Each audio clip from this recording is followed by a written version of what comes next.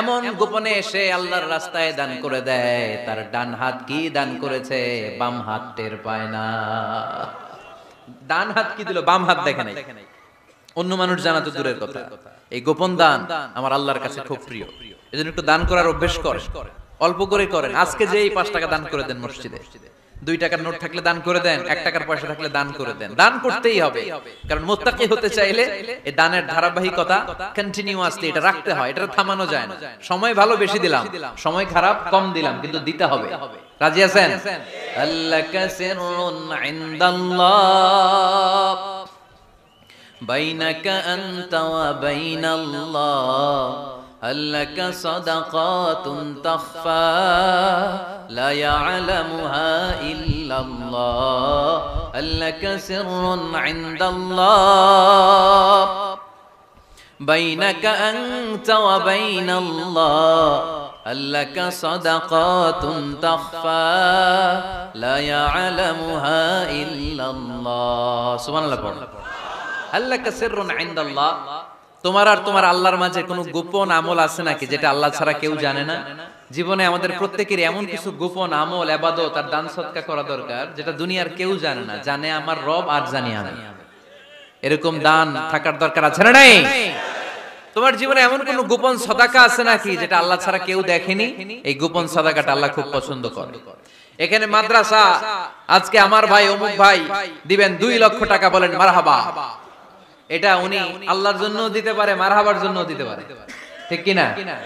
কিন্তু রাতের আধারে রাস্তার পাশ দিয়ে হেঁটে যাচ্ছেন, মসজিদের দান বাক্সটা লেখা, উপরে সাইনবোর্ডে লেখা মুক্ত হস্তে আল্লাহর ঘরের জন্য দান করুন। কেউ নাই, কাক পক্ষী নাই, রাত বাজে 2টা, হঠাৎ করে পকেট থেকে 1000 টাকার বা 100 টাকার কচকচে নোটটা আপনি দান করে দিলেন। ওই দানটা 1 কোটি টাকার দানের চেয়েও বড় দান। কারণ দুনিয়ার কেউ তখন দেখে নাই, দেখেছে কে? কেউ যেটা দেখে না সেটা দেখে কে? কেউ যেটা জানে না সেটা জানে কে? সবার চোখ ফাঁকি দেয়া গেলেও আমার আল্লাহর চোখ ফাঁকি দেয়া যায়? এজন্য দান করতে হবে একজনের খুশির জন্য। তিনি কে? এজন্য রব্বুল আলামিন বলেন, মাসালুল লাযীনা ينفقون أموالهم في سبيل الله كمثل حبة أنبتت 7 سنابل في كل سنبلة 100 حبة والله يضاعف لمن يشاء والله واسع عليم। সুবহান আল্লাহ পড়েন। আল্লাহ বলেন, এই যে তোমরা আমার রাস্তায় দান করো, এটার উপমা একটা চারা বীজের মতো। এই চারা বীজ জমিনে গেড়ে দিলে সেখান থেকে 60টা শীষ গজায়, প্রতিটা শীষ থেকে 100টা করে দানা হয়, প্রতিটা শীষে জন্ম নেয় শত শস্য দানা। সুবহানাল্লাহ। চারা বীজ চিনেন না? মাটিতে ঢুকাই দিলেন, 60টা শীষ গজালো, প্রতিটা শীষে আবার 100টা করে দানা, মোট কটা হইলো? 700টা। এক চারা বীজ থেকে যেমনি 700 দানা গজায়, তেমনি 1 টাকা দান করলে এরকম 700 গুণ সওয়াব আপনার আমলনামায় ঢুকাই দিবে কে?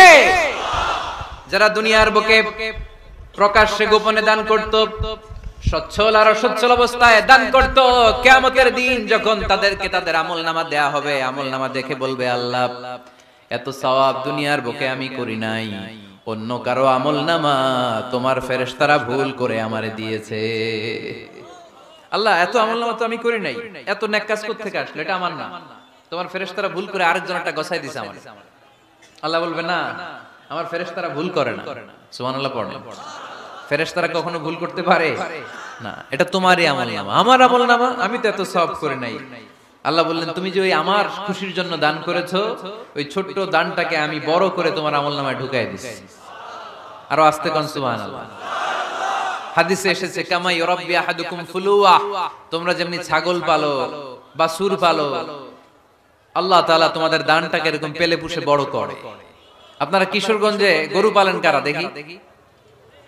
মাশাআল্লাহ, সবার বাড়ি, হ্যাঁ বাড়ি বাড়ি, আপনার বাড়িতেও আছে। তো এই যে গাভী যখন বাচ্চা দেয়, বাছুর হয়, খুশি লাগে না আপনাদের?